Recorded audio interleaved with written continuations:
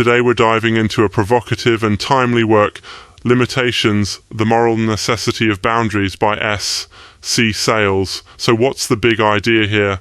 Why all the buzz about boundaries? Let's get into it, right? So first of all, as always, I'm here to, present and explore Sales' ideas neutrally. I'm not endorsing or pushing any argument, just kind of unpacking what the research and, in this case, philosophical analysis are saying so you can make up your own mind, all right? Cool. The core question Sales takes up is, why does modern society seem to distrust boundaries?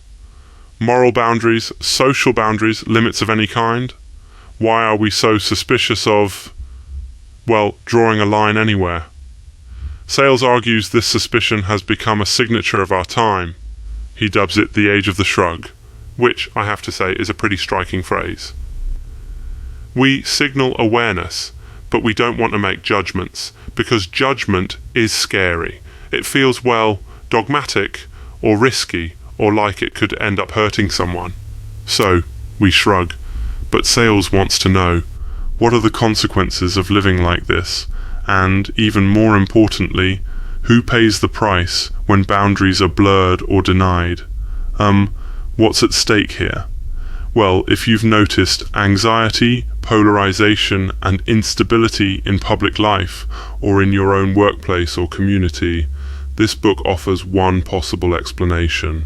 Sales claims that when virtues like tolerance, freedom, inclusion, even empathy spiral out past their intended purposes, when they're treated as absolutes and become detached from any kind of limit, they can end up turning on themselves. Virtues become vices just through excess, not through malice.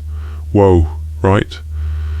Okay, how does Sales actually approach this argument?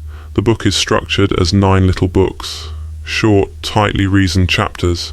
Each one tackles a different cherished ideal: explanation, neutrality, relativism, tolerance, freedom, inclusion, equality, empathy, and harm. The thread tying it all together? None of these are bad things. Actually, Sales insists, they're foundational for modern life. But if we treat tolerance, for example, as if it must always and everywhere trump everything else, we lose the ability to judge between right and wrong. If empathy must override all other considerations, it can actually blind us to justice. You get the idea. Limits are the stuff that make these virtues work. Let's zoom in on a few of the key arguments, just to give you some meat to chew on. First, explanation versus meaning. Sales says, modern thought often confuses explaining something with understanding it. We explain fear neurologically or love biologically, and then, oops, we think we've already captured what those things are. But for Sales, explanation describes how something works. It doesn't tell us what it means or why it matters. That's a pretty powerful distinction. Second key idea, neutrality, so hot right now. But Sales argues that refusing to judge isn't actually neutral, it just shifts responsibility. Silence helps maintain the status quo, and in real life that often means the vulnerable bear the burden. Think of a teacher who never takes sides in classroom fights. Neutral, technically, but who benefits? Not the kids getting picked on, that's for sure. Another chapter that really struck me is about inclusion. Sales draws this sharp line between inclusion, letting people in, and belonging, feeling like you really fit. You can include someone in a group, but unless the group has some shared meaning or purpose, everyone just kind of floats. If no limits or commitments are articulated, then, everyone starts to walk on eggshells, or at least that's Sales' take. I won't walk through every chapter, but you see the pattern, yeah? Each virtue has an essential role, but only up to a certain point. Without limits, without a sense of proportion, the ideal ends up undermining itself. Tolerance without boundaries is fragile.